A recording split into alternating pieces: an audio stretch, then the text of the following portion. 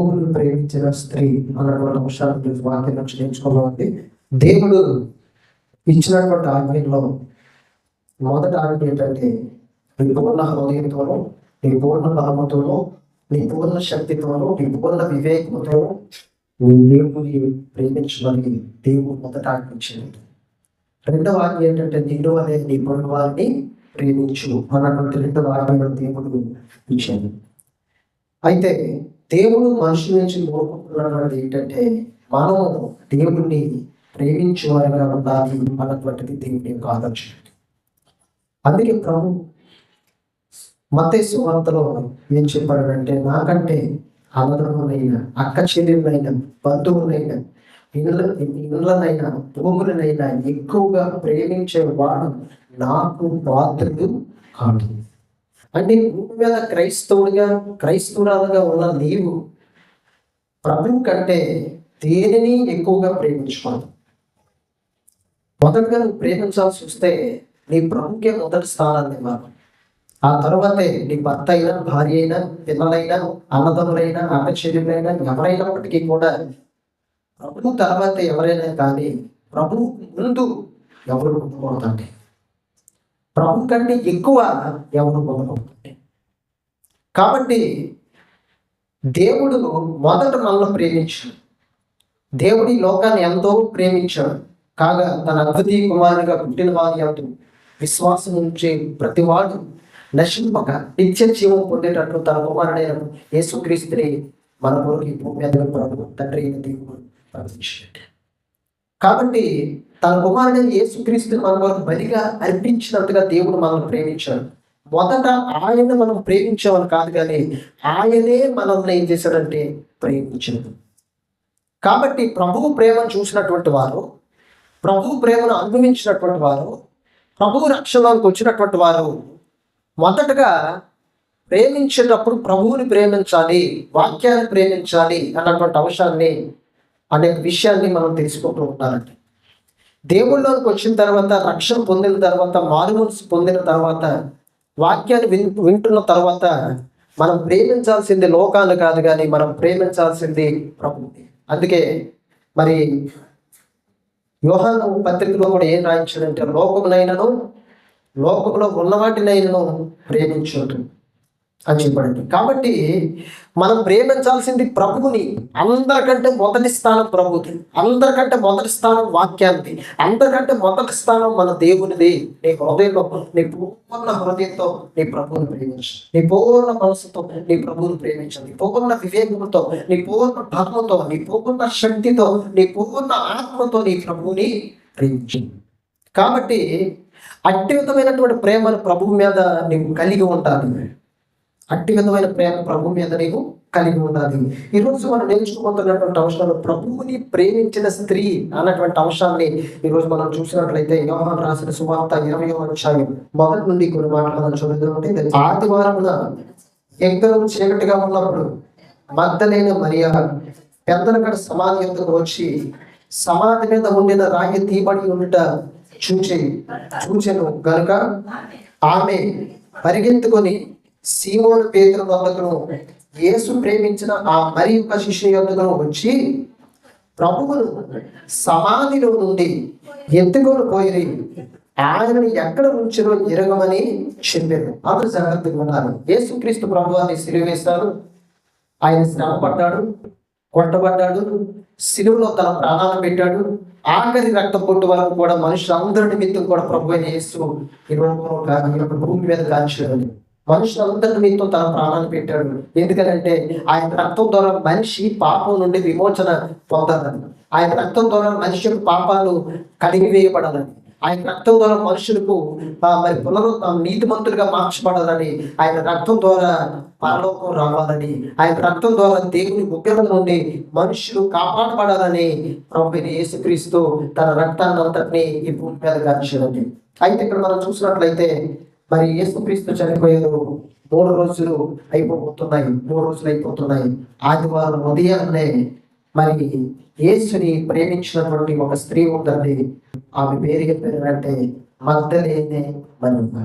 ఈమె ఏం చేసింది అని అంటే, ప్రభువుని ఎక్కడైతే సమాధి చేశారు, ఏ ప్రాంతంలోనైతే సమాధి చేశారో ఆ ప్రాంతానికి ఇంకనూ చీకటిగా ఉన్నప్పుడు అనే మాట ఉంది చూడండి. ఇంకా తెల్లవారలేదు, పూర్తిగా తెల్లవారలేదు. ఆదివారం ఉదయం అవుతుంది కానీ ఇంకా పూర్తిగా తెల్లవారలేదు, ఇంకా కొంచెం చీకటి ఉంది. సుమారు ఒక 4:30 కావచ్చు, లేదా ఒక 5 గంటల ప్రాంతం కావచ్చు, ఇంకా చీకటిగా ఉన్నది. అలాంటి స్థితిలో వేకువనే, పెందలకడనగా అర్థం ఏంటండి, వేకువనే లేచి ప్రభువు దగ్గరికి వెళ్ళింది. మొదటి విషయాన్ని మనం గమనించి, వేకువనే లేచి, పెందలకడ లేచి ప్రభువు దగ్గరికి వెళ్ళింది. ఈరోజు వాక్యాలు వింటున్నటువంటి మనం, వాక్యాలు నేర్చుకుంటున్నటువంటి మీరు ఎంతమంది ఉదయాన్నే నీ ప్రభువు దగ్గరికి వెళ్తున్నారు? ప్రభువు దగ్గరికి వెళ్ళడం అంటే ఎంతమంది ఉదయాన్నే లేచి మీరు ప్రార్థన చేయగలుగుతున్నారు? ఆమె పెందలకడే లేచి ఎక్కడికి వెళ్ళింది? ప్రభు యొక్క సమాధి దగ్గరికి వెళ్ళింది. ఏమిటి, ఒక స్త్రీ అసలు సమాధి దగ్గరికి స్త్రీలు వెళ్తారా? మామూలుగా ఎవరైనా అన్యజనుల్లో చనిపోయారు అనుకోండి, ఇంటి దగ్గర ఉండిపోతారండి. ఇప్పుడంటే కొంచెం ట్రెండ్ మారి సమాధి వరకు వస్తున్నారు, కానీ కొన్ని సంవత్సరాల కిందట, ఒక 10-20 సంవత్సరాల కిందట స్త్రీలు ఎవరు కూడా ఎవరైనా చనిపోతే కొంత దూరం వచ్చి అక్కడితో ఏమైపోయేవారు?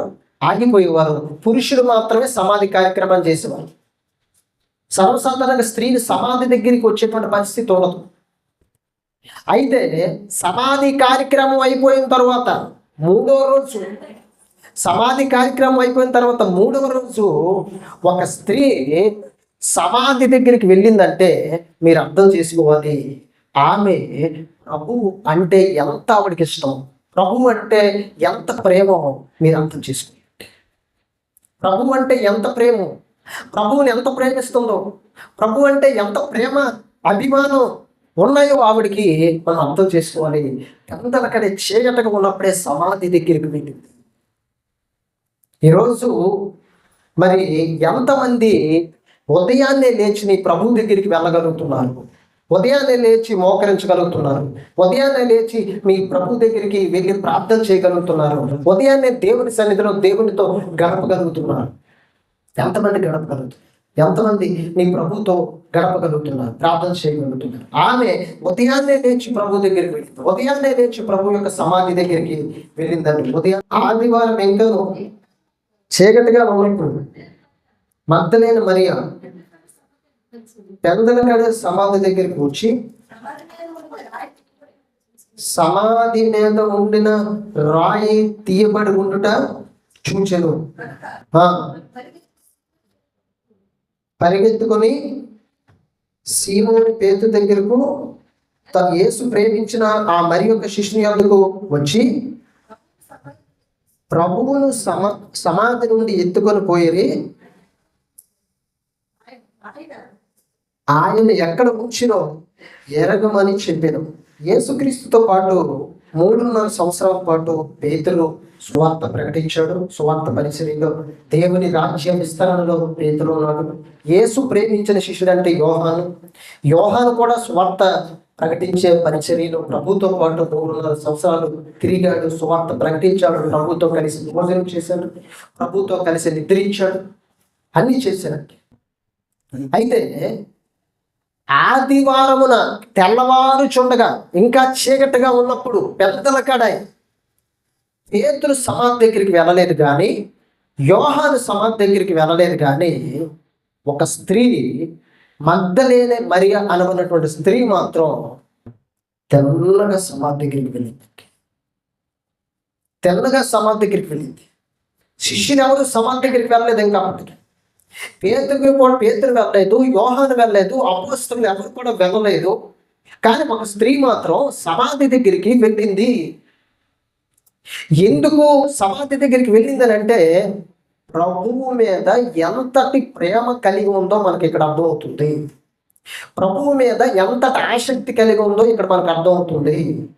ప్రభువు మీద ఎంత ఆసక్తి కలిగి ఉందో, ఎంత ప్రేమ కలిగి ఉందో మనకి ఇక్కడ అర్థమవుతుందండి. నీకు ఒకవేళ ఆసక్తి ఉంటే నువ్వు ప్రభు దగ్గరికి వేగంగా వెళ్తావు, అందరికంటే ముందు వెళ్తావు. అది కూటాలకైనా, ఆదివారం ఆరాధనకైనా, స్త్రీల కూడికలకైనా, మరి ఎక్కడ ప్రార్థన జరుగుతున్నప్పటికీ కూడా మన సంఘం తరపున నీకు ప్రభు అంటే ఆసక్తి ఉంటే, ప్రభు అంటే ప్రేమ ఉంటే, మొదటగా నీవు అందరికంటే ముందు సిద్ధపడి, అందరికంటే ముందుగా రెడీ అయ్యి, ఈ మగ్దలేని మరి ఎలాగైతే అందరికంటే ముందు సమాధి దగ్గరికి వెళ్ళిందో ప్రభు దగ్గరికి, నీవు కూడా నీ ప్రభు అంటే ప్రేమ ఉంటే, నువ్వు ప్రభువుని ప్రేమించే వ్యక్తి అయితే అందరికంటే ముందు రెడీ అయ్యి నీ ప్రభు దగ్గరికి వస్తావు. అందరికంటే ముందు సిద్ధపడి నీ ప్రభు దగ్గరికి వస్తావు. మరి పేతురు రాలేదు, యోహాను రాలేదు, వారెవరో రాలేదు కదా, వారెవరో సిద్ధపడలేదు కదా, వారెవరో ఇంకా రెడీ అవ్వలేదు కదా అని ఊరుకోవడం ఉండదండి. ముందు నువ్వు రెడీ అవుతావు, ముందు నువ్వు సిద్ధపడతావు. నీ భర్త రెడీ అవ్వలేదు కదా, ఇంకా మరి నేను రెడీ అవ్వకు తర్వాత రెడీ అవుతావు అనే పరిస్థితి ఉండకూడదు. భార్య రెడీ అవ్వలేదు కదా, నేను ఇంకా తర్వాత రెడీ అవుతావులే అనే పరిస్థితి ఉండకూడదు. మొదట నువ్వు రెడీ అయ్యి నీ దేవుని దగ్గరికి నువ్వు రావాలి. నువ్వు సిద్ధపడి నీ దేవుని దగ్గరికి రావాలి. నువ్వు ప్రభువుని వ్యక్తిగతంగా నువ్వు ప్రేమించాలి. నీ భర్త చేసే భక్తి నిన్ను పరలోకానికి తీసుకువెళ్ళదు, కానీ నీ భార్య చేసే భక్తి నిన్ను పరలోకానికి తీసుకొని వెళ్ళదు. కానీ ఎవరు చేసే భక్తి వారినే పరలోకానికి తీసుకువెళ్తుంది. అర్థమైందండి? నీ భర్త భక్తి నీ భర్తదే, నీ భార్య భక్తి నీ భార్యదే, నీ పిల్లల భక్తి నీ పిల్లలదే, ఎవరి భక్తి వాళ్ళదేనండి. నేను ఇప్పుడు ఒక మాట అడుగుతాను. నీ భర్తకు భోజనం పెట్టారనుకో, భార్య ఆకలి తీరిపోద్దా? భార్య భోజనం తినదనుకో, భర్త ఆకలి తీరిపోద్దా? భార్య భర్తలు ఇద్దరు భోజనం చేస్తే పిల్లల ఆకలి తీరిపోద్దా? అంటే ఎవరి ఆకలి కొలది వారు ఏం చేయాలి? ఆహారాన్ని భుజించాలి. అంటే ఎవరి భక్తి వాళ్ళే చేయాలి, ఎవరి ప్రార్థన వాళ్ళే చేయాలి. అంతేగాని మనం ఒకరు వెళ్తే ఒకరు ఉండిపోవడానికి వీల్లేదండి. ఒకరు వెళ్తే ఒకరు ఉండిపోవడానికి వీల్లేదు. నీ భక్తి నీదే. నువ్వు పరలోకం వెళ్ళాలంటే నువ్వు ప్రభు దగ్గరికి రావాలి, వాక్యాన్ని వినాలి, ఆరాధన చేయాలి. అది నీ వరకు, నీ వ్యక్తిగతం. నీ భర్త జీవితం నీ భర్తదే, నీ పిల్లల జీవితం నీ పిల్లలదే. ఎవరి భక్తి వాళ్ళదేనండి, ఎవరి భక్తి వాళ్ళదే. కాబట్టి ఆదివారం ఉదయాన్నే సిద్ధపడి ప్రభు సమాధి దగ్గరికి వచ్చింది. ఆదివారం నువ్వెప్పుడు సిద్ధపడగలుగుతున్నావు? ఆదివారం నువ్వెన్ని గంటలకు రెడీ అవ్వగలుగుతున్నావు నీ ప్రభు దగ్గరికి? ఆదివారం నువ్వెంత వేగంగా ప్రభు దగ్గరికి వెళ్ళాలనే ఆసక్తి నీలో ఎంతవరకు ఉంది? అవి చూసానండి, ఉదయాన్నే ఇంకా చీకటిగా ఉన్నప్పుడే రెడీ అయింది ప్రభు దగ్గరికి వెళ్ళడానికి. ఇంకా చీకటిగా ఉన్నప్పుడే సమాధి దగ్గరికి వెళ్ళడానికి సిద్ధపడిపోయింది.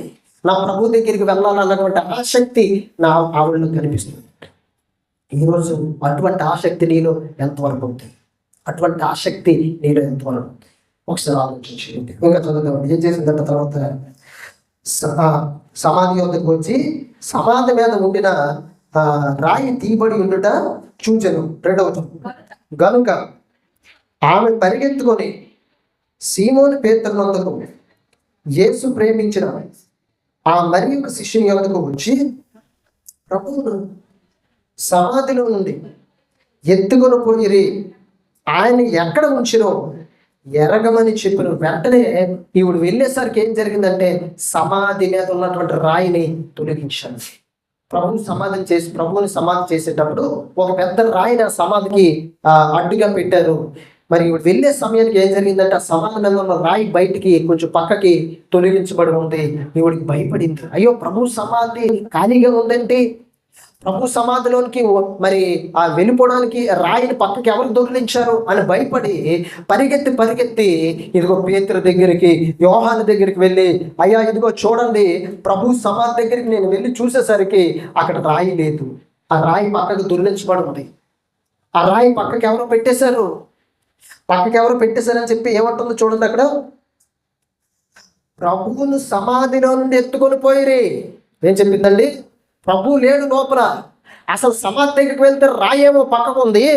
ప్రభు సమాధి దగ్గరికి వెళ్ళి చూసేటప్పుడు ప్రభు లేరు అక్కడ. ప్రభువుని ఎవరు ఎత్తుకెళ్ళిపోయారు, ఆయన ఎక్కడుంచారో కూడా మనకు తెలియదు అని ఆతృతగా వారికి వెళ్ళి చెప్పడం జరిగింది. మరి కొంచెం మాటలు చదువుతాం. 3వ వచనం. కాబట్టి పేతురును ఆ శిష్యుడును బయలుదేరి సమాధి యొద్దకు వచ్చిరి. వెంటనే పేతురు రెడీ అయ్యాడు, యోహాను రెడీ అయ్యాడు. ఏంటి, ప్రభు దేహం సమాధిలో లేదా? ప్రభు దేహం సమాధిలో పెట్టాం కదా, సమాధి కార్యక్రమం మనమే చేశాం కదా, రాయిని మనమే బోర్లించాం కదా. ఆ సమాధిలో ప్రభువు లేడా?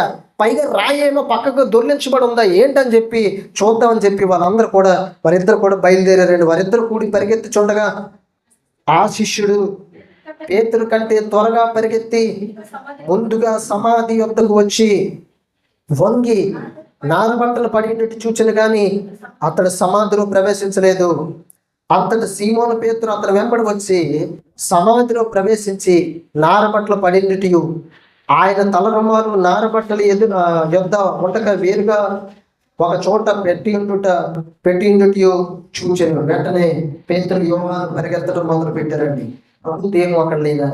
ఏమైంది ప్రభు దేహం? రాయి అక్కడి నుంచి దొర్లించబడిందా? ఎవరు అసలు రాయిని దొర్లించారు? ఎవరు ప్రభు సమాధిని ఓపెన్ చేశారు? ఎవరు ప్రభు సమాధిలోకి వెళ్ళి ప్రభు దేహాన్ని ఎత్తుకెళ్ళిపోయారు? ఏం జరుగుతుందని చెప్పి పేతురు యోహాను ఇద్దరు కూడా పరిగెత్తుతున్నారు. సమాధి దగ్గరికి పరిగెత్తారు. ముందుగా యోహాను పేతురు కంటే ముందుగా పరిగెత్తి సమాధి దగ్గరికి వచ్చి లోపల చూశాడు. ఇలా తొంగి చూశాడు. ప్రభుకి చుట్టబడినటువంటి నారబట్టలు మాత్రం పడి ఉన్నాయి. ఆయన దేహం కనిపించలేదు. తర్వాత పేతురు వచ్చాడు. పేతురు లోపలికి వెళ్ళాడు. సమాధి లోపలికి. మరి అక్కడ నారబట్టలు చూశాడు. ప్రభు తలకి చుట్టబడినటువంటి రుమాలు వేరొక చోట అక్కడ ఉంది. మరి ఇంకా చూసినట్లయితే ఆయన తల రుమాలు నారబట్టలు వద్ద ఉండగా వేరొక చోట చుట్టబెట్టబడి ఉంది. అప్పుడు మొదట సమాధి ఎత్తుకు వచ్చిన శిష్యుడు లోపలికి పోయి చూచి నమ్మాను. వెంటనే యోహాను కూడా లోపలికి వచ్చాడు, చూశాడు. ఈ నిజమైన ప్రభు దేహం అక్కడ లేదు. ఏమైంది ప్రభు దేహం? ఎవరు తీసుకెళ్ళారు ప్రభు దేహం? ఏం జరుగుతుంది అక్కడ? శవాన్ని ఎవరు ఎత్తుకెళ్ళిపోయారు? ఇక్కడ ఉన్న డెడ్ బాడీని ఎవరు తీసుకెళ్ళిపోయారు? ప్రభు దేహాన్ని ఎవరు ఎత్తుకెళ్ళిపోయారు అని చెప్పి చూశాడు. 9వ వచనంలో ఆయన మృతుల్లో నుండి లేచట అగత్యమను లేఖను వారు ఇంకను గ్రహింపరైరే. ప్రభు బ్రతికున్నప్పుడు అనేక సార్లు పలుమార్లు తన శిష్యులతో చెప్పాడండి, ఇదిగో మనుష్య కుమారుడు పాపుల చేతికి అప్పగించబడతారు, వారు ఆయన కొడతారు, ప్రభు మరి మనుష్య కుమారుడు శ్రమ పడతాడు, సిలువ వేస్తారు, సమాధిలో నుండి మరలా 3వ దినానికి తిరిగి మనిషి కుమారుడు లేస్తాడు అన్న సంగతి అనేక సార్లు ప్రభు వారి దగ్గర చెప్పినా ఆ లేఖనాలు మర్చిపోయింది. యోహాను ఆ లేఖనాలు ఇంకా గుర్తుపెట్టుకోలేదు. వాక్యాన్ని మనం ఆదిలో వింటాం, స్త్రీ కొడుకుల్లో వింటాం, గృహ కొడుకుల్లో వింటాం. ఎంతవరకు వాక్యాన్ని గుర్తుపెట్టుకోగలుగుతాం? ఎంతవరకు దేవుని లేఖనాలని మనం ఆలోచన చేయగలుగుతాం? ఎంతవరకు అవి మన మనసులో ఉంటున్నాయి? ఎంతవరకు దేవుని వాక్యం నీ హృదయంలో ఉంటుంది? ఎంతవరకు దేవుని వాక్యాన్ని నీ హృదయంలో భద్రపరచుకోగలుగుతున్నాము? ప్రభు అనేక సార్లు పేతురుతో చెప్పినా, యోహానుతో చెప్పినా, ఇదిగో మనిషి కుమారుడు శ్రమ పడతాడని, 3వ దినానికి తిరిగి లేస్తాడని అనేక సార్లు చెప్పినా పేతురు యోహాను వాక్యాన్ని మర్చిపోయారు. లేఖనాలు ఇంకా మర్చిపోయి ఇంకా గుర్తుకు రావటం లేదంటే లేఖనాలు వాక్యం గుర్తుకు రావటం లేదు. లోకంలో మనకు అన్ని విషయాలు జ్ఞాపకం లేదు. ప్రతి చిన్న విషయం మనం జ్ఞాపకం, కానీ వాక్యం మాత్రం జ్ఞాపకం. కానీ చెప్పమన్నారని నీ హృదయంలో, నీ మనస్సులో అన్నిటికి చోటు ఉంది, కానీ దేనికి చోటు లేదో తెలుసా? వాక్యానికి చోటు. కాబట్టి వాక్యం నీ హృదయంలో ఉంది, కాబట్టి వాక్యం నీ మనసులో లేదు. వాక్యానికి నువ్వు చోటు ఇచ్చే వ్యక్తివైతే, వాక్యానికి నీ హృదయంలో స్థానం ఇచ్చే వ్యక్తివైతే ఖచ్చితంగా వాక్యం నీ జ్ఞాపకం ఉంటుంది, ఖచ్చితంగా వాక్యం నీకు గుర్తుంటుంది. మీరు ఆలోచన చేయండి. లోకంలో ఉదయాన్ని లేచిన నుంచి రాత్రి మనం పడుకునే వరకు అనేక విషయాల కొరకు మనం మాట్లాడుతూ ఉంటాం. మన ప్రతి విషయం జ్ఞాపకం ఉంటుంది, వాక్యం మాత్రం జ్ఞాపకం ఉండదు. కారణం ఏంటో చెప్పమంటారా? మన హృదయంలో అన్ని విషయాలకి మనం చోటిస్తాం, కానీ వాక్యానికి చోటు లేనందు వలన వాక్యం బయటికి నెట్టివేయబడుతుంది. అవన్నీ కూడా కలిసి వాక్యాన్ని బయటికి పంపించేస్తాం. నీ హృదయంలో ఉన్నటువంటి ఆలోచనలు, నీ హృదయంలో ఉన్నటువంటి మాటలు, నీ హృదయంలో ఉన్నటువంటి తలంపులు, నీ హృదయంలో ఉన్నటువంటి ప్రతి విధమైనటువంటి మరి తలంపులు, ఆలోచనలు అన్నీ కూడా అవి ఏం చేస్తున్నాయంటే వాటితో నీ హృదయాన్ని నింపేసుకోవడం బట్టి ఏం జరుగుతుందంటే వాక్యానికి అందులో స్థానం లేకుండా పోయింది. వాక్యానికి నీ హృదయంలో స్థలం లేకుండా పోయింది. వాక్యానికి నీ హృదయంలో మరి ప్లేస్ లేదు కనుక ఇంకా వాక్యం ఎక్కడికి వస్తుంది? వాక్యం ఎక్కడ ఉంటుంది? మరి లోకంలో అన్నిటితో పాటు వాక్యం మరి నీ యొక్క హృదయాన్ని నింపేసుకున్నట్లయితే, వాక్యం లేకుండా అన్నిటితో పాటు నీ మనస్సు నింపేసుకున్నట్లయితే వాక్యానికి స్థానం ఎక్కడ ఉంటుందండి?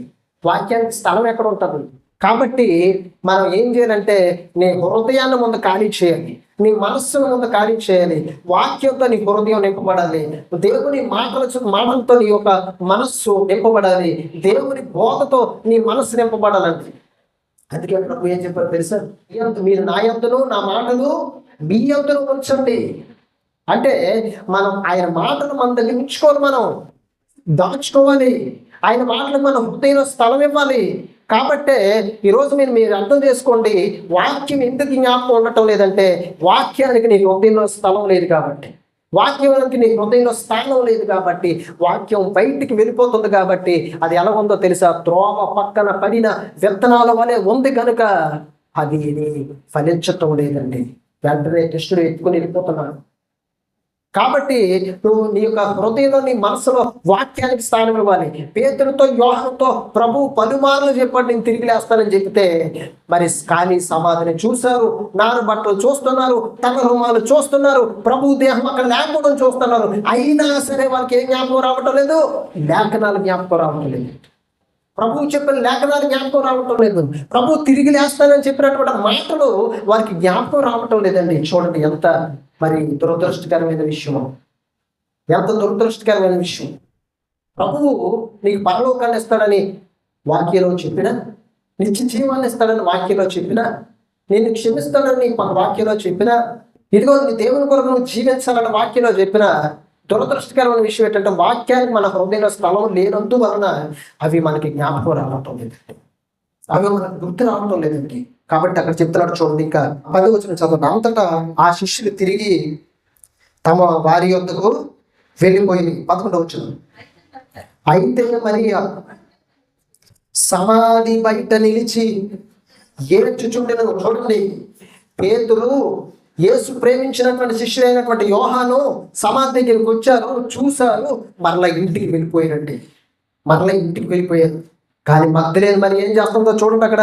అయితే మరియా సమాధి బయట నిలిచి ఏడ్చుచుండెను, సమాధి బయట నిలిచి ఏడ్చుచుండెను. చూడండి అక్కడ యోహాను వెళ్ళిపోయాడు ఇంటికి, పేతురు వెళ్ళిపోయాడు ఇంటికి, ప్రభుదేహం లేదనుకొని చెప్పి పెద్దగా పట్టించుకోలేదు, వెళ్ళిపోయారు. కానీ మగ్దలేని మరి మాత్రం ఏం చేస్తుందంటే ఇంటికి వెళ్ళిపోలేదండి, ఇంటికి వెళ్ళిపోలేదు. ఇంకా సమాధి దగ్గరికి వచ్చి ఆ సమాధి బయట నిలబడి ఏడుస్తుంది. ఎవరి గురించి ఏడుస్తుంది? ప్రభువు గురించి. దేని గురించి ఆమె దుఃఖపడుతుంది? ప్రభువుని గురించి, ప్రభువుని గురించి దుఃఖపడుతుంది. అయ్యో ప్రభువుని ఎవరెత్తికి వెళ్ళిపోయారు సమాధిలో నుండి, ప్రభు దేహం ఏమైపోయింది సమాధిలో నుండి అని చెప్పి పేతురు వెళ్ళిపోయినా, యోహాను వెళ్ళిపోయినా ఇంకా అదే సమాధి బయట నిలబడి మగ్దలేని మరి ఏం చేస్తుంది? ఏడుస్తుందంటే ఏడుస్తుంది. చూడండి ఇంకా చదువుదామండి 11వ వచనంలో. ఆమె ఏడ్చుచు సమాధిలో వంగి చూడగా తెల్లని వస్త్రములు ధరించిన 2 దేవదూతలు యేసు దేహము ఉంచబడిన స్థలములో తల వైపున ఒకడును కాళ్ళ వైపు ఒకడును కూర్చుండుట కనబడిను. చూసారండి, పేతురు వచ్చేటప్పుడు దేవుని దూతలు కనిపించారు, యోహాను వచ్చేటప్పుడు దేవుని దూతలు కనిపించలేదు. ప్రభువుతో పాటు 3.5 సంవత్సరాలు పరిచర్య చేశారు, అయినా సరే వాక్యాన్ని మర్చిపోయారు, లేఖనాలు మర్చిపోయాను.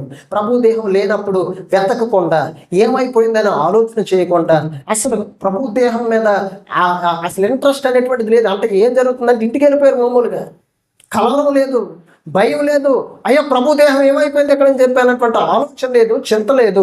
కానీ మగ్దలేని మరీ మాత్రం చింత పడుతుంది, ప్రభు కొరకు దుఃఖిస్తుంది, ప్రభు కొరకు ఈ సమాధి బయట ఏడుస్తుంది. అప్పుడు ఆ సమాధిలోనికి పోగి చూస్తుందండి, అయ్యో ప్రభు దేహం ఇక్కడే కదా పెట్టాం, ప్రభు యొక్క శరీరాన్ని ఇక్కడే కదా ఈ నార బట్టలతో చుట్టి పెట్టాం, ప్రభు యొక్క రుమాలు ఆయన తలకి రుమాలు కట్టాం, ముళ్ళు కిరీటం పెట్టినప్పుడు ఆ తల నుంచి రక్తం కారిపోతుంటే ఆ తలకు రుమాలు మనమే కదా కట్టాం, ఆ తలకు రుమాలు మనమే కదా కట్టాం. అయ్యో ప్రభు దేహం ఇక్కడ లేదేంటని చెప్పి దుఃఖపడుతూ ఏడుస్తూ సమాధిలో చూసినప్పుడుట ఆ సమాధి దగ్గర ప్రభువుని ఎక్కడైతే పడుకోబెట్టారో, శవాన్ని, ప్రభు యొక్క దేహాన్ని, మృత దేహాన్ని ఎక్కడైతే పడుకోబెట్టారో తన దగ్గర ఒక దేవదూత కూర్చుంటే కాలు దగ్గర ఒక దేవదూత ఉన్నాడు, కూర్చున్నట్టండి. 11వ వచనం. వారు అమ్మ ఎందుకు ఏడుస్తున్నామని ఆమెను అడగగా ఆమె నా ప్రభువుని ఎవరో ఎత్తుకొని పోయిరి, ఆయన ఎక్కడ ఉంచినా నాకు తెలియదని చెప్పాను. చూసారంటే దూతలు ఏమడిగారో తెలుసా? అమ్మ ఎందుకు ఏడుస్తున్నావు, దేని గురించి ఏడుస్తున్నావు, ఎవరి గురించి నువ్వు ఏడుస్తున్నావు, ఏంటి అసలు ఏంటి నీ పరిస్థితి అని చెప్పి అడిగేటప్పుడు ఆవిడ అంటుంది, ఏమంటుందో తెలుసా, ఆమె నా ప్రభువుని ఎవరో ఎత్తుకొని పోయిరి. అయ్యా నేను ఎందుకు ఏడుస్తున్నానో తెలుసా, నా ప్రభువుని ఎవరో ఎత్తుకెళ్ళిపోయారు. ఆయన దేహం ఇక్కడ లేదు, ఆయన శరీరం ఇక్కడ లేదు. నా ప్రభువుని ఎవరు ఎత్తుకెళ్ళిపోయారో నాకు తెలియదు, నా ప్రభువుని ఎవరు ఎత్తుకెళ్ళిపోయారో నాకు తెలియదు, అసలు ఎక్కడ ఉంచారో కూడా నాకు తెలియదు. నా ప్రభువు కోసం ఏడుస్తున్నాను నేను. చూడండి దేవుని మీద ఎంత ఆసక్తి ఉందో మీరు ఒకసారి ఆలోచన చేయండి.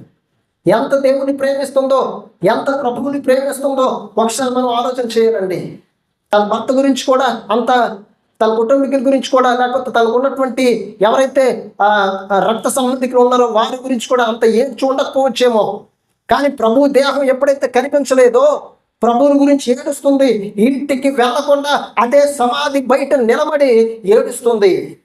కాబట్టి దేవుడు తన దూతలు పంపించు. దూతలు అడుగుతున్నారు, అమ్మాయి ఎవరి గురించి ఏడుస్తున్నావు, నువ్వు ఎందుకు ఏడుస్తున్నావు అని అడిగితే, అయ్యా నా ప్రభు దేహం కనిపించలేదు, ఆయన ఎక్కడ ఉంచారో కూడా నాకు తెలియదు, నేను నా ప్రభువు గురించి ఏడుస్తున్నాను అని చెప్పింది. నేను నా ప్రభువు గురించి ఏడుస్తున్నాను. ఎంత ప్రేమిస్తుందో చూడండి.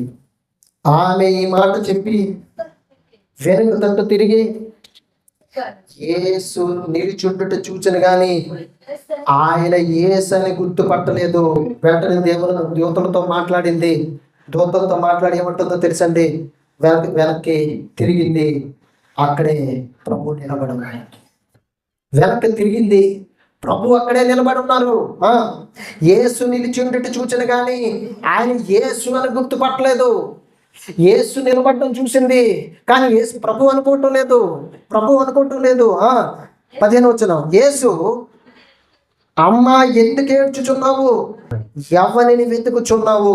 చూసారండి ఏమడిగారండి ప్రభు, ఏమడిగారు, అమ్మ నువ్వు ఎందుకు ఏడుస్తున్నావు. దూతలు కూడా అడిగారు, ఎందుకు ఏడుస్తున్నావు అంటే, అయ్యా నా ప్రభు దేహం ఇక్కడ కనిపించలేదు, ఆయన ఎక్కడ పెట్టారో నాకు తెలియదు, నా ప్రభు గురించి నేను ఏడుస్తున్నాను అని చెప్పింది. చెప్పి ఆ మాటలు చెప్పి వెనక్కి తిరిగిందండి. కొంచెం దూరంలో ప్రభువు నిలబడి ఉన్నారు. ప్రభు ఏమడుగుతున్నారో తెలుసా, అమ్మ ఎందుకు ఏడుస్తున్నావు, దేని గురించి ఏడుస్తున్నావు, ఎవరి గురించి నువ్వు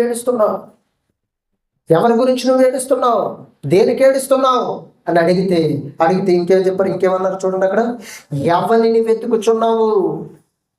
తెలీదా ప్రభుకి ఎవరు వెతుకుతున్నావు, ఎవరి గురించి ఏడుస్తుందో తెలీదా ప్రభుకి, ఎవరి గురించి ఏడుస్తుందో, ఎవరిని వెతుకుతూ అక్కడికి వచ్చిందో తెలీదా ప్రభుకి. తెలుసు. ఆమె నోటిలో నుంచి వినాలన్నది ప్రభు యొక్క ఉద్దేశం, ఆమె నోటిలో నుంచి వినాలన్నది ప్రభు యొక్క ఆలోచన. ప్రభు అడుగుతున్నారు, అమ్మ ఎందుకు ఏడుస్తున్నావు, ఎవరిని వెతుకుతున్నావు. చూసారండి, ఆమె ప్రభువుని గురించి ఏడుస్తుంది, ప్రభువుని వెతుకుతుంది. బాగా వినాలండి, ప్రభువుని గురించి ఏడుస్తుంది, ప్రభువుని వెతుకుతుందండి. ఈరోజు ఎంతమంది నీ ప్రభువుని వెతకగలుగుతున్నారు, ఎంతమంది నీ దేవుని వెతకగలుగుతున్నారు, ఎంతమంది నీ దేవుని వెతికే పరిస్థితుల్లో మీరు ఉన్నారు. ఈ లోకంలో మనం అనేక విషయాల కొరకే వెతుక్కుంటాం, అనేక విషయాల కొరకే ఆలోచన చేస్తాం, అనేక విషయాల నిమిత్తమే మనము తలంపులు కలిగి ఉంటాం, అనేక విషయాల నిమిత్తమై. ఏంటి, ఒక స్కూల్లో పిల్లలను జాయిన్ చేయాలంటే ఏ స్కూల్ మంచిదని వెతుకుతాం, ఆలోచన చేస్తాం. ఏదైనా కొనాలంటే ఏ వస్తువు మంచిది అని 10 సార్లు ఆలోచన చేస్తాం, ఎక్కడ మంచి వస్తువు దొరుకుతుందని వెతుకుతాం. ఇలా మనం చెప్పుకుంటూ పోతే గోల్డ్ విషయాల కొరకు వెతుకుతాం. అంటే ఒక వివాహం చూడాలంటే ఏ సంబంధం మంచిదని వెతుకుతాం, ఏ ఉద్యోగం మంచిదని వెతుకుతాం, ఏ కాలేజీ మంచిదని వెతుకుతాం, ఏది మంచిదని వెతుకుతాం. ఇలా మనం చూస్తే మనం మంచి దాని కొరకు వెతుకుతాం, ఈ లోకంలో మంచి విషయం కొరకు వెతుకుతాం. ఇక్కడ ఇవి ఏం చేస్తుందో తెలుసా, అవేవి వెతకలేదండి, ఎవరిని దేని వెతుకుతుందంటే ప్రభువుని వెతుకుతుందండి. ప్రభువుని వెతుకుంటూ ఇంటి దగ్గర నుంచి సమాధి వరకు వచ్చింది ఒక స్త్రీ. అది కూడా చీకటిగా ఉన్నప్పుడు, ఆదివారం ఇంకా తెల్లవారుతుంది, చీకటిగా ఉంది. ఇంకా ప్రభువుని వెతుక్కుంటూ సమాధి వరకు వచ్చిందండి. ఎంత ప్రభువుని ప్రేమించిందో మీరు అర్థం చేసుకోండి.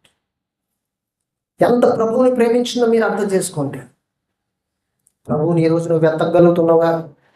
నీ జీవితంలో ప్రభువుని వెతుకుతున్నావా? లేదా లోకాన్ని వెతుకుతున్నావా? ప్రభువుని వెతుకుతున్నావా? లోకంలో ఉన్న వాటిని వెతుకుతున్నావా? ఒకసారి ఆలోచన చేయండి. నీ ప్రభువును వెతికితే ఆయన నీకు దొరుకుతాడు. అడుగుడి మీకు ఇవ్వబడును, వెతకుడి మీకు దొరుకును, తట్టుడి మీకు తీయబడును. నువ్వు ప్రభువుని వెతికితే ఆయన ఖచ్చితంగా నీతో మాట్లాడుతాడు. నువ్వు ప్రభువుని వెతికితే ఖచ్చితంగా ఆయన నిన్ను దర్శిస్తాడు. ప్రభువుని వెతికితే ఆయన ఖచ్చితంగా నిన్ను బలపరుస్తాడు. నువ్వు లోకాన్ని వెతికితే, లోకంలో ఉన్న వాటిని వెతికితే, లోక సంబంధమైన వాటిని వెతికితే ప్రభువు ప్రభువు యొక్క మాటలు నీకు వినిపించండి. ప్రభువు నిన్ను బలపరచడండి, ప్రభువు నిన్ను దర్శించడండి, ప్రభువు నీతో మాట్లాడండి. ఆమె ఇంటి దగ్గర నుంచి సమాధి వరకు వచ్చి సమాధి దగ్గర వెతుకుతుంది ప్రభువుని. ఎక్కడ పెట్టారు నా ప్రభు దేహాన్ని?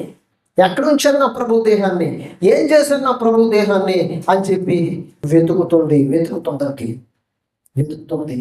నువ్వు కూడా ప్రార్థనలో దేవుని వెతకాలి, నీ ప్రభువుని వెతకాలి, వాక్యంలో నీ ప్రభువుని వెతకాలి. ఆయన దొరుకుతాడు, ఆయన నీతో మాట్లాడతాడు, ఆయన నీకు బలపరుస్తాడు, ఆయన నీకు సహాయం చేస్తాడు, ఆయన నీకు తోడుగా ఉంటాడు, ఆయన నిన్ను ఆదరిస్తాడు, ఆయన నిన్ను స్వస్థపరుస్తాడు, ఆయన నీకు తోడుగా ఉండి నిన్ను ఆయన మార్గంలో నడిపిస్తాడు. అదే లోకంలో ఉన్న వాటిని, లోక సంబంధమైన మాటల్ని నువ్వు వెతుకుతున్నట్లయితే, లోకంలో ఉన్న విషయాలన్నింటినీ కూడా నువ్వు వెతుకుతున్నట్లయితే నువ్వు ఎప్పటికీ ప్రభువుని కనుగోలేవు. నువ్వు ఎప్పటికీ ప్రభువుని కనుగోలేవు, ప్రభువుని చూడలేవు. నేను నా ప్రాణప్రియుని వెతకడానికి వెళ్ళినప్పుడు, రాజమార్గాల్లో వెతికినప్పుడు, సంత వీధుల్లో వెతికినప్పుడు, మరి కావలి వారిని అడిగినప్పుడు ఎక్కడ కూడా ప్రభువు కనిపించలేదండి. వారందరినీ విడిచి కొంచెం దూరం ముందుకు వెళ్ళినప్పుడు ఇదిగో నా ప్రాణప్రియుడు కనిపించాడు అని ఉందండి పరమగీతాలు. అంటే ఏం చేయాలంటే అందరినీ విడిచిపెట్టాలి. నీ ప్రభు నీతో మాట్లాడాలంటే, నీ ప్రాణప్రియుడు నిన్ను దర్శించాలంటే నువ్వు వీరందరినీ విడిచిపెట్టాలి. నువ్వు ప్రభువుని వెతకాలి. మొదటగా ప్రభువుని వెతకాలి, ప్రభువుని ప్రేమించాలి, ప్రభువుని వెతకాలి. కాబట్టి ఆమె ఏం చేసిందంటే తెల్లవారు లేసింది. మీరు అర్థం చేసుకోండి, అంత తెల్లవారు లెగాలంటే ఎంత ఆసక్తి కలిగి ఉండాలి. ఆ రాత్రి బహుశా ఆవిడకి నిద్ర పట్టలేదేమో. ఎంత వేగ తెల్లవారంటే ఎంత వేగ సమాధి దగ్గరికి వెళ్దామని ఉంది ఆవిడకి. ఎంత వేగ తెల్లవారితే ఎంత వేగ సమాధి దగ్గరికి వెళ్దామని ఉంది. అంటే నీ ప్రభు అంటే అంత ప్రేమ ఉండాలి నీకు. ఏంటి ఆదివారం ఎంత వేగ తెల్లవారితే అంత దగ్గర రెడీ అయిన ప్రభు దగ్గరికి వెళ్ళి మోకరించి ప్రార్థన చేసి నా హృదయం అంతటితో నేను ప్రభువుని ఆరాధించి నా హృదయంలో ప్రభు యొక్క మాటలు ఈరోజు నేను నింపుకోవాలనే ప్రేమ, ఆసక్తి, ఆలోచన, తలంపులు, ఉద్దేశాలు నీ జీవితంలో కలిగి ఉండాలి. ఆవిడకి ఆ రోజు రాత్రి నిద్ర పట్టలేదండి. శనివారం రాత్రి నిద్ర పట్టలేదు ఆవిడకి. ఆదివారికి ఎంత బేగ తెల్లవారుద్దని ఉంది. తెల్లవారితే ఉదయాన్నే లేచిపోయింది, త్వరగా సిద్ధపడింది, సమాధి దగ్గరికి వెళ్ళింది, ఒంటరిగా సమాధి దగ్గరికి వెళ్ళింది. నా ప్రభు ఎలా ఉన్నాడు, నా ప్రభు డెడ్ బాడీ ఎలా ఉంది, నా ప్రభు యొక్క దేహం ఎలా ఉంది చూద్దాం అనుకొని వెళ్ళిందండి. ఈరోజు అటువంటి ఆసక్తి ప్రతి ఒక్కరిలో కూడా కాదు. నీ ప్రభువుని అంతగా నువ్వు ప్రేమించగలగాలి, నీ ప్రభువుని అంతగా నువ్వు వెతకగలగాలి, నీ ప్రభువుని అంతగా నువ్వు ప్రార్థనలోను వాక్యంలోను వెతకగలగాలి. నీ ప్రభువుని వెతకగలగదండి. అక్కడ అంటుంది చూడండి, ప్రభు అడుగుతున్నారు, అమ్మా ఎందుకు ఏడుస్తున్నావు, ఎవరిని వెతుకుచున్నావు అని ఆమెను అడగగా ఆయన తోటమాలి అనుకొని, అయ్యా నీవు ఆయన మోసుకొని పోయిన ఎట్లా ఆయన ఎక్కడ ఉంచుతావో నాతో చెప్పు, నేను ఆయన ఎత్తుకొని పోతునని చెప్పు. ఈ మాట విన్నప్పుడు నిజంగా మనలో రోమాలు లెక్కబడాలండి. ఎందుకు తెలుసా ఏముంటుందో తెలుసా? ఆవిడ అయ్యా తోటమాల అనుకుంటుంది ప్రభువుని, ఇంకా చీకటిగా ఉంది తోటమాల అనుకుంటుంది. అయ్యా ఒకవేళ ఈ తోటలో నువ్వు పని చేస్తున్నావు కనుక నా ప్రభు దేహాన్ని కానీ ఒకవేళ నువ్వు తీసి ఇంకెక్కడైనా పెట్టేస్తే, ఇంకెక్కడైనా నువ్వు సమాధి చేసిస్తే నాతో చెప్పు, నేను నా ప్రభువుని ఏం చేస్తానంటుంది, ఎత్తుకొని వెళ్ళిపోతాను నా ప్రభువుని. ఎవరిని? దేనిని? Dead body. అప్పటికి ఎన్ని రోజులైందో తెలుసా? 3 రోజులైంది. మీకు అర్థమవుతుందండి? అంటే ఆవిడ తన పరిధిని దాటి ప్రభువుని ప్రేమించింది. తన పరిధిని దాటి ప్రభు ప్రేమించింది. తన ఆలోచనలు దాటి ప్రభువుని ప్రేమించింది. తన మనసుకి ఇంకా ఎక్కువగా ప్రభువుని ప్రేమించింది. తన హృదయానికి మించి ప్రభువుని ప్రేమించింది. ఏమంటుందో తెలుసా? అయ్యా, నువ్వు కానీ ఆ ప్రభువు యొక్క డెడ్ బాడీ, ఆ శవాన్ని ఎక్కడైనా పెట్టేస్తే, పాత పెట్టేస్తే చెప్పు, నాకు చెప్పు. నేను నా ప్రభువుని ఎత్తుకొని వెళ్ళిపోతాను. నా ప్రభువుని నా ప్రభువు అంటే అంత ప్రేమ నాకు. నా ప్రభు అంటే అంత ఇష్టం నాకు. నా ప్రభు అంటే అంత అభిమానం నాకు. నా ప్రభు నాకు కావాలి. ఆయన శరీరం డెడ్ బాడీ అయినా నాకు కావాలి. నాకు చెప్పు. ఇక్కడ ఉంచకపోతే చెప్పండి, నా ప్రభువుని నేను ఎత్తుకెళ్ళిపోతాను. నా ప్రభు అంటే అంత ప్రేమ నాకు అన్నదంటే. ఈరోజు నీకు అంత ప్రేమ ఉందా ప్రభు అంటే? ఈరోజు నీకు దేవుని కంటే అంత ప్రేమ ఉందా? దేవుడు అంటే అంత ప్రేమ ఉందా? దేవుడు అంటే అంత ప్రేమ ఉందా? ఒకసారి ఆలోచన చేయండి. ఏమండి, ఈరోజు నీ భర్త అంటే నీకు ప్రేమ ఉండొచ్చు, నీ భార్య అంటే నీకు ప్రేమ ఉండొచ్చు, నీ పిల్లలంటే నీకు ప్రేమ ఉండొచ్చు, నీ అన్నదమ్ములు, అక్క చెల్లెలు, కుటుంబీకులంటే నీకు ప్రేమ ఉండొచ్చు. కానీ నువ్వు ఒక విషయాన్ని గుర్తుపెట్టుకోవాలి. ఆ యొక్క మగ్ధలేని మరియ తన పరిధిని, తన హృదయాన్ని, తన తలంపుల్ని, తన యొక్క ఆలోచనల్ని అన్నిటినీ మించి ప్రభువుని ప్రేమించింది. దేన్ని ఎత్తుకెళ్ళిపోతామని చెప్తుందో తెలుసా? ఆవిడ శవాన్ని, 3 రోజులు గడిచిపోయిన శవాన్ని ఏంటి? ఏ భర్త అయినా చనిపోయాడు అనుకోండి, ఏ భార్య అయినా చనిపోయింది అనుకోండి, ఏ భార్య అయినా చనిపోయింది అనుకోండి, అక్కడికి వెళ్ళి సమాధి దగ్గరికి వెళ్ళి ఒకసారి తవ్వుతాం, ఒకసారి నీ భర్తను పట్టుకొని ఏడగలవా అని అడిగారు అనుకోండి. ఎంతమంది స్త్రీలు 3 రోజులు గడిచిపోయిన తర్వాత నీవు ప్రేమించిన, నీకు అన్నీ కొనిపెట్టి, ఏమండి, నీకు ఏది కావాలంటే అది కొనిపెట్టి నేను బాగా చూసినటువంటి నీ భర్తను పట్టుకొని ఏడగలరు? దయచేసి మీ చేతులు చూపించండి. అసలు వెళ్తారు అక్కడికి? 3 రోజులు అయిపోయింది. అలాగే ఒకవేళ నీ భార్య చనిపోయింది అనుకో, ఎవరి పెళ్ళి అయిన దగ్గర నుంచి నీ కష్టంలోను, నీ సుఖంలోను, నీ బాధలోను, అన్నిటిలో నీకు తోడుగా ఉండి, నీకు ఒక కుటుంబాన్ని సిద్ధపరిచి, నీ వంశాన్ని పొడిగించి, ఏమిటి నీకు తోడుగా ఉండి నీ భార్య చనిపోయింది అనుకో, అప్పుడు 3 రోజులు అయిపోయాక, బాబు ఒకసారి నీ భార్యని చూస్తావా? ఒకసారి సమాధించి ఓపెన్ చేస్తాం, రీపోస్ట్ మార్టం చేయాలి, ఒకసారి చూడాలి, నీ భార్యని పట్టుకొని ఆడగలవా అంటే ఎవరైనా దగ్గరికి వెళ్ళి ముట్టుకొని ఆడగలరండి పురుషులారా? ఆలోచన చేయండి. 3 రోజులు సమాధిలో పెట్టబడిన యేసు దేహాన్ని 3 రోజులు డీకంపోజ్ అయిపోబోతున్న యేసు దేహాన్ని ఏమంటుందో తెలిసి నాకు ఇచ్చేయండి నా ప్రభు దేహాన్ని, నాకు నేను ఎత్తుకొని వెళ్ళిపోతాను నా ప్రభువుని. ఏంటి ఎంత ప్రేమ అండి అది! అసలు మాటలు చెప్పలేము అంత ప్రేమ. ప్రభు గురించి అంత ప్రేమ కలిగి అక్కడికి వచ్చిందండి. అసలు ఆ వర్డ్స్ని మనం మాటలో చెప్పలేం, ఆ ప్రేమని మనం మాటల్లో చెప్పలేం. ఈ భూమి మీద ఎవరు కూడా అటువంటి సాహసాలు చేయరండి, ఎవరు అటువంటి సాహసాలు చేయరు. 3 రోజులు అయిపోయిన డెడ్ బాడీని ఇచ్చేయమంటుంది. ఎత్తుకెళ్ళిపోతాను నేను నా ప్రభువుని. నా ప్రభువు నాకు కావాలి, నా ప్రభువు నాకు కావాలి. నా ప్రభు అంటే ప్రాణం నాకు, నా ప్రభు అంటే నాకు సర్వం, నా ప్రభువే అన్నీ నాకు. నా ప్రభు దేహం ఇక్కడ ఉంచకపోతే చెప్పండి, నాకు ఇచ్చేయండి, నేను ఎత్తుకెళ్ళిపోతాను అంటుంది. అంత ప్రేమించింది తన ప్రభు. ఈరోజు నీ ప్రభువుని మేము ఎంతగా ప్రేమించగలుగుతాం? ఆయన నీ కోసం ప్రాణం పెట్టాడు, ఆయన నీ కోసం రక్తం కాచాడు, ఆయన నీ కోసం దెబ్బలు తిన్నాడు, ఆయన నీ కోసం అవమానపరచబడ్డాడు, ఆయన నీ కోసం కొట్టబడ్డాడు, ఆయన నీ కోసం తన ఆఖరి రక్త బొట్టు వరకు ఈ నేల మీద కాచాడు. నీ ప్రభువుని ఎంత ప్రేమిస్తున్నావు? నీ ప్రభువుని ఎంతవరకు ప్రేమించగలుగుతున్నావు? నీ ప్రభు మీద ఎంత ఆసక్తి కలిగి ఉన్నావు? నీ ప్రభు మీద ఎంత అభిమానాన్ని కలిగి ఉన్నావు?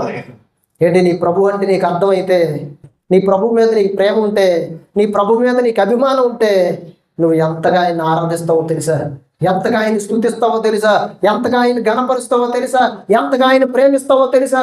ఎంతగా ఆయన కార్యాల్లో పాలు పంపులు పొందుకుంటావో తెలుసా? ఆదివారం స్తుతి ఆరాధనలో, ఆదివారం కానివ్వండి, కూటాల్లో కానివ్వండి, మరి స్త్రీ కొడుకుల్లో కానివ్వండి, ప్రతి దానిలో కూడా ఆసక్తి నేను వెళ్ళాలి నా ప్రభు దగ్గరికి. ఈరోజు నా ప్రభుతో నేను మాట్లాడాలి, ప్రభు వాక్యం నుంచి నాతో ఏం మాట్లాడతాడో, నా ప్రభు నాతో ఏం మాట్లాడతాడో అనేటువంటి ఆసక్తి నీలో ఉండాలి. నిజంగా ప్రేమించేదానివైతే, అదే ప్రభువును ప్రేమించలేని స్థితిలో ఉంటే, నీ భర్తనే నువ్వు ప్రేమించగలిగితే, నీ భార్యనే నువ్వు ప్రేమించగలిగితే, నీ అన్నదమ్ములనే, నీ తల్లిదండ్రులనే, నీ కుటుంబీకులనే నువ్వు ప్రేమించగలిగితే, నువ్వు ఎవరికి పాత్రుడివి పాత్రరాలు కాదో తెలుసా? నీ దేవుడికి పాత్రుడివి పాత్రరాలువి కాదు, నీ ప్రభు తర్వాతే ఎవరైనా. ఒకటి గుర్తుపెట్టు, ప్రభు తర్వాతే నీ భార్య అయినా, నీ ప్రభు తర్వాత నీ భర్త అయినా, నీ ప్రభు తర్వాత నీ పిల్లలైనా, నీ ప్రభు తర్వాత నీ అన్నదమ్ములు, అక్కచెల్లెలు, కుటుంబీకులు, రక్త సంబంధికులైనా నీ ప్రభు తర్వాతేనండి. నువ్వు దేవుడికి యోగ్యుడిగా, దేవుడికి యోగ్యురాలుగా, దేవునికి పాత్రుడిగా, దేవునికి పాత్రురాలుగా నువ్వు ఉండాలనుకుంటే, దేవునికి ఇష్టడిగా నువ్వు ఉండాలి, ఇష్టరాలుగా ఉండాలనుకుంటే మొదటగా నువ్వు ప్రేమించాల్సింది, మొదటగా నువ్వు స్థానం ఇవ్వాల్సింది నీ ప్రభు అయిన దేవునికి. ఆ తర్వాతేనండి ఎవరికైనా, ఆ తర్వాత ఎవరికైనా. అబ్రహాముని దేవుడు పిలిచాడు, అబ్రహాము నీకు ఇచ్చినటువంటి కొడుకుని ఇదిగో మోరియా దేశానికి వెళ్ళి ఒక పర్వతానికి చూపిస్తారు, అక్కడ నాకు బలిచ్చి అన్నాడండి.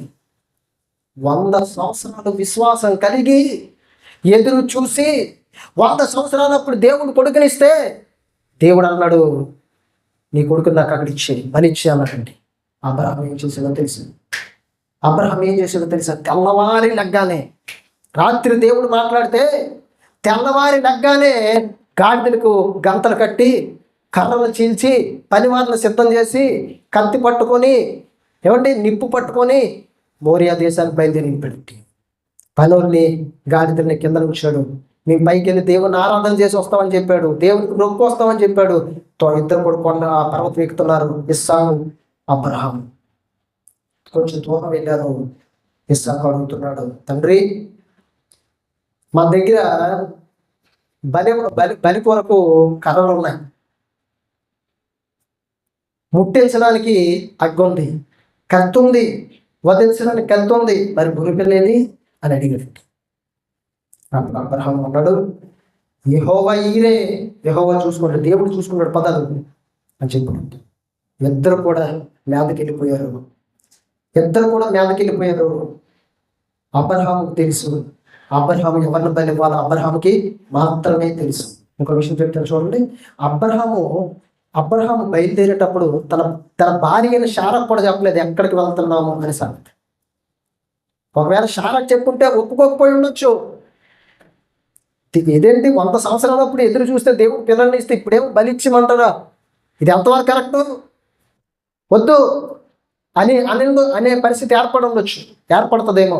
కాబట్టి అబ్రహాము ఎవరికి చెప్పలేదండి. తన పని వాళ్ళకి కూడా తీసుకెళ్ళాడు, కానీ ఎందుకు అక్కడ తీసుకెళ్తున్నాడో వాళ్ళకి కూడా తెలియదు. ఇద్దరు కూడా ఆ పర్వతం చివరికి మీదకి వెళ్ళిపోయారు. రాళ్ళతో బలిపీఠాలు పేర్చాడు, కర్రలు పేర్చాడు. తాను తీసుకొని తన కొడుకుని కాలు చేతులు కట్టేసి బలిపీఠం మీద పెట్టాడు. కత్తి తీశాడు, కత్తి ఎత్తి తన కొడుకుని బలి ఇవ్వడానికి సిద్ధపడ్డాడు. దేవుడు ఏం చెప్పిన తెలుసు, అబ్రహామా ఆగు, నీకు ఒక్కడై ఉన్న నీ కుమారుణ్ణి నాకు ఇవ్వడానికి నువ్వు వెనుక తీయలేదు, ఎందువల్ల నీవు నాకు భయపడివాడవని నాకు తెలిసింది. చూసానండి, అబ్రహాం భార్య కంటే 100 సంవత్సరాల విశ్వాసంతో ఎదురు చూసి పుట్టినటువంటి కుమారుడి కంటే ఎవరిని ఎక్కువగా ప్రేమించడం తెలుసా? దేవుణ్ణి ఈరోజు నువ్వు అలాగే ప్రేమించాలి. ఈరోజు అలాగే ప్రేమించాలండి. ఈ లోకంలో నీ పిల్లలు నీకు శాశ్వతం కాదు, ఈ లోకంలో నీ భర్త నీకు శాశ్వతం కాదు, ఈ లోకంలో భార్య నీకు శాశ్వతం కాదు, నీ అన్నదమ్ములు, నీ కుటుంబీకులు, రక్త సంబంధికులు నువ్వు బ్రతికున్నంత వరకు, చచ్చిపోతే అసలు నువ్వు సమాధిలో పడుకుంటావు. ఇంకా నీకు వాళ్ళకి సంబంధం ఉండవు, నువ్వు బ్రతికున్నంత వరకే. కానీ నువ్వు ఎవరిని ప్రేమించాలంటే నీ ప్రభువుని ప్రేమించాలి. అందుకే ప్రభు ఏం చెప్పారు తెలుసా, నాకంటే దేనిని మీరు ఎక్కువ ప్రేమించొద్దు, నా పాత్రులు కాదు మీరు అని చెప్పాడండి. ఆలోచన చేయండి. మగ్దలేని మరియా తన కుటుంబీకుల్లో ఎవరి కోసం అంత ప్రయాసపడి ఉండకపోవచ్చు, తన కుటుంబీకుల్లో ఎవరి కోసం అంత ఆతృతపడి అంత దుఃఖపడి ఉండకపోవచ్చు, తన కుటుంబీకుల కొరకు అంత ప్రేమ కలిగి ఉండకపోవచ్చు. కానీ ప్రభు మీద ప్రేమ కలిగి ఉంది, ప్రభు మీద ప్రేమ కలిగి ఉంది, ప్రభు మీద అంత ఆసక్తి కలిగి ఉంది. ప్రభు దగ్గరికి వచ్చింది.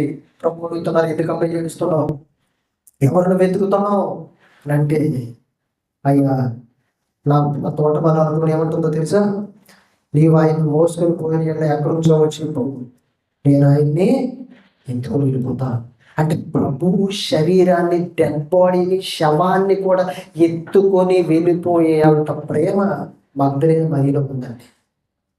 మగ్దలేని మరియలో ఉంది. ఎంత ప్రేమ కలిగి ఉందో, తన పూర్ణ హృదయంతో ప్రభువుని ప్రేమించి, తన పూర్ణ ఆత్మతో ప్రభువుని ప్రేమించి, తన పూర్ణ మనసుతో ప్రభువుని ప్రేమించింది, తన పూర్ణ ఆత్మతో ప్రభువుని ప్రేమించింది. ప్రభు తప్ప నాకు ఇంకెవరు వద్దు అనే పరిస్థితిలోకి వెళ్ళిపోయింది. ఈరోజు అలాంటి ప్రేమని ప్రభు కలిగి ఉన్నావా? ప్రభు ఉంటే నాకు చాలు, ప్రభు ఉంటే నాకు చాలు, నా దేవుడు ఉంటే నాకు చాలు, నా ప్రభు ఉంటే నాకు చాలు, నాకు ఎవ్వరు లేకపోయినా పర్లేదు, ప్రభు ఉంటే చాలు అనే ప్రేమించే మనస్సు ఈరోజు నీలో ఉందా? ఒకసారి ఆలోచించి గంటన్నర చూడండి. అక్కడ 15 నీవు ఆయన మోసుకుని పోయిన ఆయన ఎక్కడ ఉంచితో నాతో చెప్పు, నేను ఆయన్ని ఎత్తుకొని పోతున్నట్టు చెప్పిన. 16 యేసు ఆమెను చూచి మరియా అని పిలిచెను. ఆమె ఆయన వైపు తిరిగి ఆయన హెబ్రీ భాషతో రబ్బుని అని పిలిచిన మాటకు బోధకుడని అర్థము. వెంటనే ప్రభు ఆవిడతో మాట్లాడడం ప్రారంభించారండి. వెంటనే ఆవిడ పిలవడం ప్రారంభించారు. ఎప్పుడైతే ఆవిడ ప్రభు గురించి ఏడుస్తుందో, ప్రభువుని ప్రేమిస్తుందో, ప్రభువు దగ్గరికి పెందలకడే వచ్చిందో, ఆసక్తి కలిగి ఉన్నదో, పేతురు మరి ఎవరు యోహాను ఇంటికి వెళ్ళి సరే ఆవిడ మాత్రం ఇంటికి వెళ్ళిపోక ఇంకా అదే సమాధి నిలబడి ఏడుస్తూ ప్రభు కోసం ఆలోచన చేస్తుందో, ప్రభు తలంపులు కలిగి ఉందో, ప్రభు ఉద్దేశాలు కలిగి ఉందో, ఆవిడకి మనకి ఇంకేం ఆలోచన లేదండి. ప్రభు గురించే ఆలోచన, ప్రభు గురించే తలంపులు, ప్రభు గురించే ఆవిడ మనస్సు. కాబట్టి ప్రభు ఆమెను పిలిచాడు, మరియా అని పిలిచాడు. వెంటనే ప్రభు అని తిరిగి రబ్బుని అని పిలిచింది హెబ్రీ భాషలో. అప్పుడు బోధకుడు, ఆ మాటకు అర్థం ఏంటంటే బోధకుడా అని పిలిచిందండి. బోధకుడా అని పిలిచింది. 17 యేసు ఆమెతో, నేను ఇంకనూ తండ్రి యొద్దకు ఎక్కిపోలేదు కనుక నన్ను ముట్టుకోవద్దు. అయితే నా సహోదరుల యొద్దకు వెళ్ళి నా తండ్రి మీ తండ్రి, నా దేవుడు మీ దేవుడైన వారి యొద్దకు ఎక్కిపోవచ్చున్నాను వారితో చెప్పము. మగ్దలేన మరియా వచ్చి నేను ప్రభువుని చూచి తిని ఆయన నాతో ఈ మాటలు చెప్పినని శిష్యులకు తెలియచేసింది. వెంటనే ప్రభు ఏమన్నారో తెలుసా? ప్రభు ఏమన్నారో తెలుసా? ఇదిగో నన్ను నువ్వు ముట్టుకోవద్దు. వెంటనే ఆవిడ ముట్టుకోవడానికి వెళ్ళిపోతుందంటే ప్రభుని. వెంటనే ప్రభువుని ముట్టుకోవడానికి వెళ్ళిపోతుంది. నువ్వు నన్ను ముట్టుకోవద్దమ్మా, నేను తండ్రి దగ్గరికి వెళ్ళాలి, మరలా తిరిగి వచ్చేటప్పుడు ముట్టుకుంది, నేను ప్రస్తుతానికి ముట్టుకోవద్దని చెప్పాడు. ఇదిగో ఈ విషయాన్ని ఎవరికి చెప్పాలంటే నా శిష్యులైనటువంటి వారికి ఈ మాటలు నువ్వు చెప్పాలి అని చెప్పినప్పుడు వారితో ఏమైనా చూడండి. 15 ఏ సామెత ఇంకనూ తండ్రి యొద్దకు ఎక్కిపోలేదు కనుక నన్ను ముట్టుకోవద్దు. అయితే నా సహోదరుల యొద్దకు వెళ్ళి నా తండ్రి మీ తండ్రి, నా దేవుడు మీ దేవుడు నేను వారి యొద్దకు ఎక్కిపోవచ్చున్నానని వారితో చెప్పు. అంటే ప్రభు ఏం చేశారంటే మరణించి తిరిగి లేచిన తర్వాత, బాగా వినాలండి, ప్రభువు మరణించి తిరిగి లేచిన తర్వాత మొట్టమొదటిగా ఎవరికి కనిపించారో తెలుసా? భక్తులకి. మరణించి పునరుద్ధానుడై తిరిగి లేచిన తర్వాత యేసుక్రీస్తుని చూసిన మొట్టమొదటి స్త్రీ మగ్దలేనే మరియ. మొట్టమొదటి స్త్రీ ప్రభువుతో మాట్లాడిన, మరణించి తిరిగి లేచిన తర్వాత ప్రభువుతో మాట్లాడిన మొట్టమొదటి స్త్రీ మగ్దలేనే మరియ. మొట్టమొదటి స్త్రీ మగ్దలేనే మరియ. ప్రభుతో మొట్టమొదటిగా ప్రభు ఆవిడిగా కనిపించాడు. మొట్టమొదటిగా ప్రభు ఆవిడతోనే మాట్లాడాడు. కాబట్టి ఏమంటుందని, సహోదరుల యొద్దకు వెళ్ళి ఇదిగో నేను పరలోకానికి ఎక్కిపోయి వస్తాను, నేను లేచానని వారితో చెప్పమని చెప్పినప్పుడు మగ్దలేనే మరియ ఏం చేసింది? 18 మగ్దలేనే మరియ వచ్చి నేను ప్రభువుని చూచి తిని ఆయన నాతో ఈ మాటలు చెప్పినని శిష్యులకు తెలియచేసాను. అంటే ప్రభువు సమాధిలో నుండి లేచాడన్నటువంటి సువార్త మొట్టమొదటిగా ఒక స్త్రీ ప్రకటించింది. ప్రభు సమాధిలో నుండి తిరిగి లేచాడు అనేటువంటి సువార్త ఒక స్త్రీ ప్రకటించింది. ఈరోజు నువ్వు దేవుని మాటలు ఎంతమందికి చెప్పగలుగుతున్నావు? ఒక్కరికై దేవుని మాటలు. ఒక్కరితోనైనా దేవుని గురించి మాట్లాడడం చేయాలి. నీ ప్రభు గురించి నువ్వు చెప్పాలి. నువ్వు చెప్తుంది ఎవరి గురించి? నీకు రక్షణ ఇచ్చినటువంటి నీ ప్రభు గురించి. నువ్వు మాట్లాడుతుంది ఎవరి గురించి? ఈ సమస్త సృష్టికి కారణభూతుడైన నీ దేవుని గురించి. నువ్వు మాట్లాడుతుంది ఎవరి గురించి? సర్వలోకంలో ఉన్న ప్రజలందరి వరకు ప్రాణం పెట్టిన నీ ప్రభు గురించి నువ్వు మాట్లాడు. లోకంలో ఎన్నో మాటలు మనం మాట్లాడుతాం, ఎన్నో విషయాల గురించి మనం మాట్లాడుతాం. ఒకసారి ఆలోచన చేయండి, నీ ప్రభు గురించి ఎప్పుడైనా మాట్లాడేవా? ఎవరి దగ్గర ఎప్పుడైనా సువార్తలు ప్రకటించడానికి పర్సనల్గా నీకు తెలిసినటువంటి వారికి సువార్తలు ప్రకటించడానికి సిద్ధపడతాం. నీ ప్రభు గొప్పతనం వారికి ఎప్పుడు తెలుస్తుంది? నీ ప్రభు ప్రేమ త్యాగం వారికి ఎప్పుడు తెలుస్తుంది? నీ ప్రభు యొక్క ప్రేమ వారికి ఎప్పుడు అర్థమవుతుంది? నువ్వు చెప్పకపోతే చెప్పు తీరాలంటే చెప్పాలి నీ ప్రభు గురించి. ఒక స్త్రీ ఎన్ని పనులు చేసిందో చూడండి. పెందలకడ లేచింది, సిద్ధపడింది, సమాధి దగ్గరికి వచ్చింది, ప్రభు గురించి ఏడుస్తుంది, ప్రభు గురించి ఏడుస్తుంది. పేతురు యోహాను వెళ్ళిపోయినా సరే ఆ సమాధి దగ్గర ఇంకా ఉన్నదండి, ఇంకా ఉంది సమాధి దగ్గర. ప్రభువుని వెతుకుతుంది, ప్రభు గురించి ఏడుస్తుంది, ప్రభు గురించి ఏడుస్తుంది, ప్రభువుని ప్రకటించిందండి. ఈరోజు అటువంటి మనస్సు ప్రతి ఒక్కరికి కూడా కలిగి జీవించదు. ప్రభువుని అంతగా నీవు ప్రేమించగలగాలి. ప్రభువుని ప్రేమించకపోతే ఆయనకు పాత్రుడికి పాత్రురాలు కాదు. అటువంటి విధంగా ప్రభువుని నీవు ప్రేమించగలగాలి.